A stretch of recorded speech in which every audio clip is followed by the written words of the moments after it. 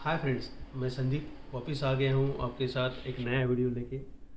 जो हम हर वीक में भेजते थे वो थोड़ा सा कंक्लूड हो गया था, इसलिए हम अभी वापस कंटिन्यू कर रहे हैं इस वीडियो में।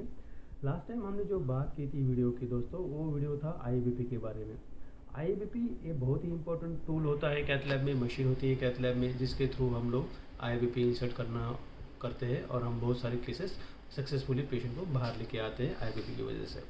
आज वैसे ही और एक डिवाइस के बारे में हम बात करना चाहते हैं जिसके वजह से कैथ लैब में बहुत ही पेशेंट हम बचा लेते हैं, जिसका नाम है टेम्परेरी पेसमेकर। टेम्परेरी पेसमेकर एक छोटा सा पेसमेकर है, एक छोटा सा डब्बा होता है, लेकिन वो उसकी वजह से बहुत सारी जानें बचाई जाती है। हमने हमारे ECG के चैप्टर में आपको बताया था कि टेम्परेरी पेसमेकर क्यों लगता है।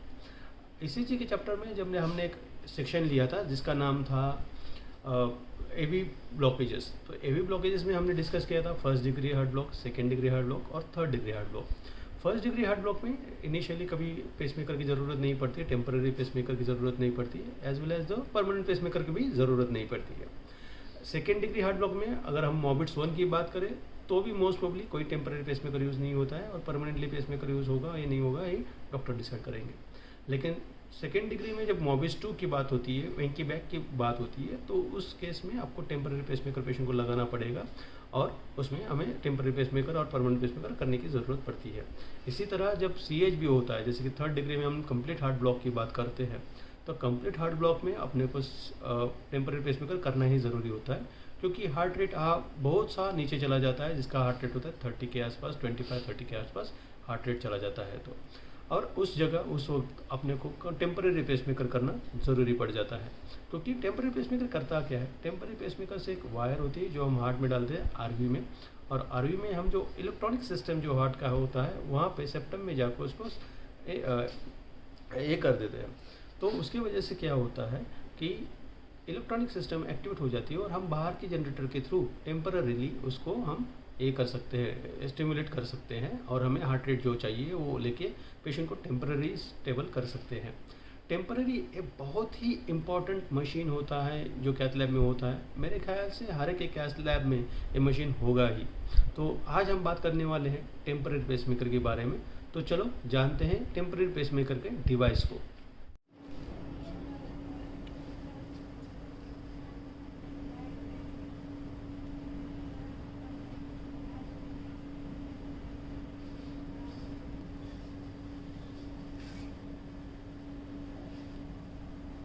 तो दोस्तों आज हम बात करने जा रहे हैं टेम्पररी पेसमेकर डिवाइस के बारे में। तो हम उससे पहले इस टेम्पररी पेसमेकर को जानते हैं। टेम्पररी पेसमेकर में पहले तो हमें बैटरी इंसर्ट करनी पड़ती है। तो बैटरी हमें कहाँ से डालनी पड़ेगी, तो बैटरी का एक होता है, तो आप यहाँ को बैटरी खोल सकते हैं। यहाँ पे टच पैनल होता है, इसको आप पुश करोगे तो बैटरी बाहर आ जाएगी और इसमें एक बैटरी लगती है। तो ये बैटरी इस तरह की होती है जो 9 वोल्ट की होती है और आप कोई भी कंपनी की यूज़ कर सकते हैं, किसी पर्टिकुलर कंपनी आप यूज़ नहीं कर सकते। तो वहाँ पे एक पिक्चर भी होता है कि आपको इंसर्ट कैसी करनी है बैटरी। तो ये जो पोर्शन है जो इधर दिखाई दिया, इस तरीके से लगा के आपको एक डालनी पड़ती है। तो टेम्पररी पेसमेकर में सबसे अहम होती है बैटरी, जिसकी वजह से आप टेम्पररी पेसमेकर चालू कर सकते हैं। दूसरा जो पोर्ट होता है उसको कहते हैं इंसर्ट पोर्ट, जहाँ पे हम लोग जो केबल हम टेम्पररी पेसिंग लीड के पास से जो केबल लेने वाले हैं वो हम यहाँ पे डाल सकते हैं और यहाँ से हम स्टिमुलेट चालू कर सकते हैं। सेकेंड थिंग, यहाँ पे अगर आपके पास केबल नहीं होगा तो आप डायरेक्टली यहाँ पे लीड भी डाल सकते हैं, प्लस लीड और माइनस का जो भी पोर्ट आता है आप यहाँ पे डाल सकते हैं। दोस्तों अभी हम बात करने जा रहे हैं इसके बारे में, उसका रेट कैसे मेंटेन करते हैं, पेस कैसे, थ्रेशोल्ड कैसे देखते हैं, ये सब चीज़ें हम इसमें बात करने वाले हैं। दोस्तों ये जो यहाँ पे पहला ये दिया है, सर्कल दिया है, वो होता है रेट का बारे में, कि हमें कितना रेट मेंटेन करना है, पेशेंट के हार्ट रेट कितना मेंटेन करना है। तो यहाँ पे 30, 40, 50, 180 तक ऐसे उसको दिया गया। नॉर्मली हम जब रेट सेट करते हैं तो वो रेट हम पेशेंट का जो इंसेंट्रिक रेट है, जो उसका पेशेंट का हार्ट रेट चल रहा है, उससे ज़्यादा सेट करते हैं। अगर पेशेंट का हार्ट रेट 30 है तो हम 50, 60, 70, 80 कुछ भी रख सकते हैं, क्योंकि हमें समझ में आ जाएगा कि भाई हमारा पेसमेकर काम कर रहा है क्या नहीं कर रहा है, या टेस्टिंग पर्पज़ होता है। तो हम जब भी पेशेंट का हार्ट रेट करते टेम्परेरी डालते हैं तो पेशेंट का हार्ट रेट हम चेकिंग के लिए 80 तक जाते हैं। पेशेंट का जो हार्ट रेट है उससे ज़्यादा 80 पे रखते हैं। तो हमें पता चले कि कुछ है क्या नहीं है। अभी बात करते हैं हम आउटपुट के। आउटपुट को वोल्टेज भी कहा जाता है कि कितने वोल्टेज पे आपने रखा है। तो हम लोग जो कुछ है उसका आउटपुट हम 5 पे लेके चेक करते हैं और 5 पे लिखते हैं कि वो रखने की कोशिश करते हैं कि 5 पे हो। लेकिन ये जब हम चेक करते हैं टेम्पररी पेसमेकर तो उसमें हम थ्रेशोल्ड चेंज करते हैं। थ्रेशोल्ड यानी क्या होता है, जब भी पेशेंट को एक मिनिमम करंट चाहिए उसका पेसमेकर चलने के लिए और सेप्टम को एबलेशन करने के लिए सेप्टम को स्टिमुलेट करने के लिए एक पर्टिकुलर एक अमाउंट का आउटपुट चाहिए, मिली एम्पर चाहिए, वोल्टेज चाहिए, तो वो हम यहाँ से सेट करते हैं। तो हम डॉक्टर कहता है कि आप 4 पे जाओ, 3 पे जाओ, 2 पे जाओ, 1 पे जाओ, तो हमें ये धीरे धीरे धीरे मूव करना होता है नीचे। और डॉक्टर को कहते हैं कि 1 पे है, अभी 2 पे है या 1 पे है, कभी कभी 0.8 पे भी हम चले जाते हैं। और जब तक द मोमेंट पेशेंट का जो हार्ट रेट है, जो लीड है, वो हार्ट रेट करना स्टिमुलेट करना बंद कर देता है, तो वो जो पॉइंट होता है उसको कहते हैं थ्रेशोल्ड। तो हम थ्रेशोल्ड उसको देखते हैं चेक करने के टाइम पे, और वो होता है थ्रेशोल्ड। और उसके बाद हम उसको मिनिममली 5 के आसपास उसको पेशेंट को आउटपुट पे रख देते हैं।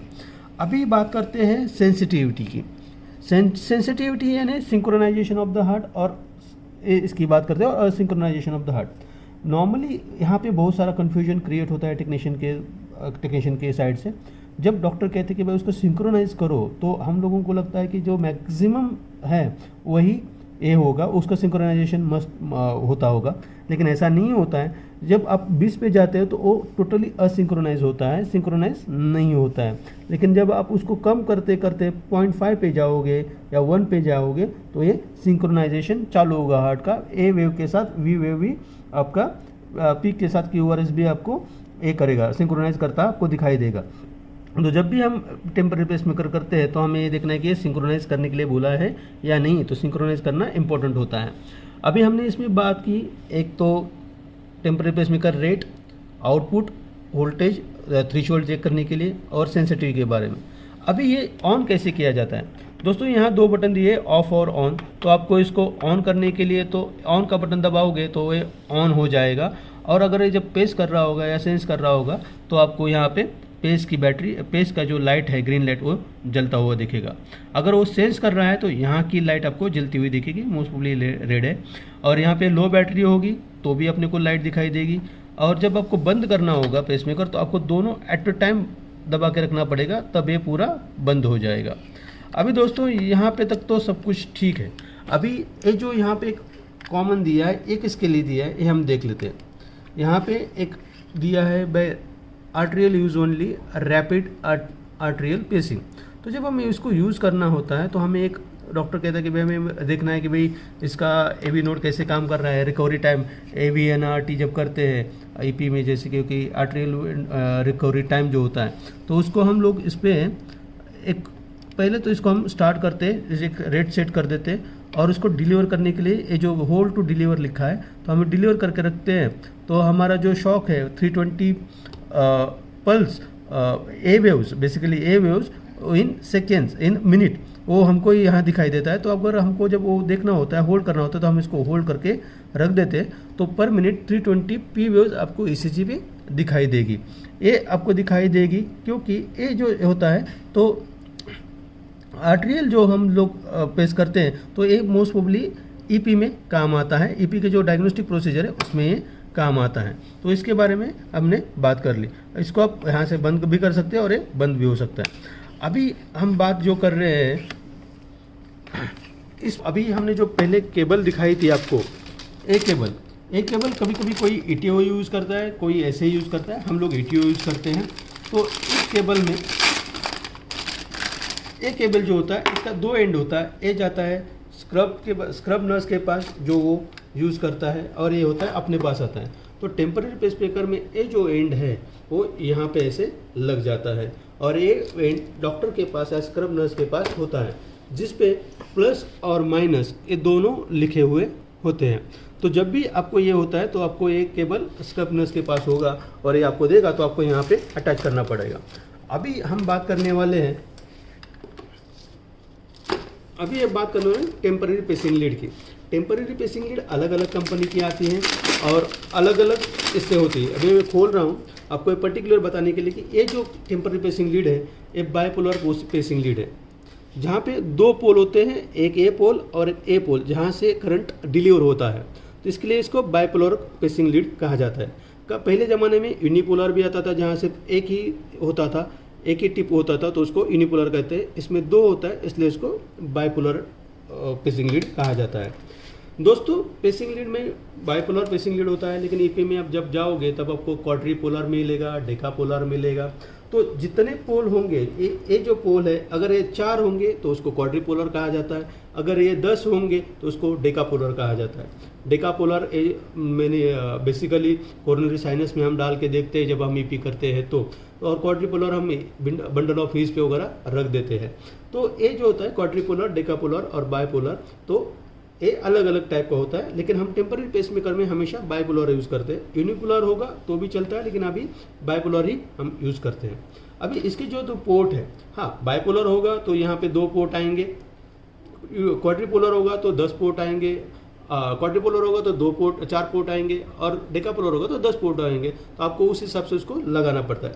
ये जो है, ये जो 2 पोलर बाइपोलर है, तो बाइपोलर को हमको जैसे मैंने बताया था आपको, ये जो एंड है, ये प्लस और माइनस, इस पे भी आपको दिखाई देगा ए प्लस और एक माइनस लिखा होता है। जो प्लस होता है आपको प्लस में इंसर्ट करके रखना है, इसको आप यहाँ से लूज कर सकते हो और यहाँ पे रख के इसको फुल टाइट करना है, और यहाँ पे दूसरा है उसको आपको माइनस में डाल के यहाँ पे एक डाल रखना है, यहाँ पे रखना है। और आपका जो टिप होगा, बेसिकली आपका जो पेसिंग लीड होगा, 5 रेंज होगा, 6 रेंज होगा, टेम्पररी पेसिंग लीड, ये आपके आरवी में जाके सेप्टम को स्पेस करता जाएगा, स्टिमुलेट करता जाएगा, जिसको हमने यहाँ से उसको हम मेंटेन कर रहे हैं। इस मशीन के द्वारा हम इसको मेंटेन कर रहे हैं।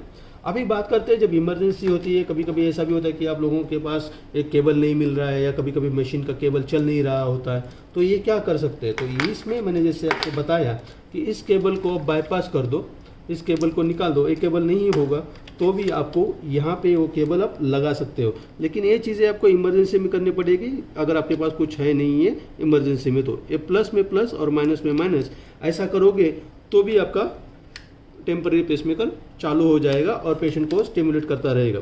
तो ये सब बातें हमने आज की टेम्पररी पेसमेकर के बारे में। दोस्तों, हमारा आज का जो लेसन था टेम्पररी पेसमेकर के ऊपर, वो आपको कैसा लगा ये आप हमें कमेंट करके बता सकते हो।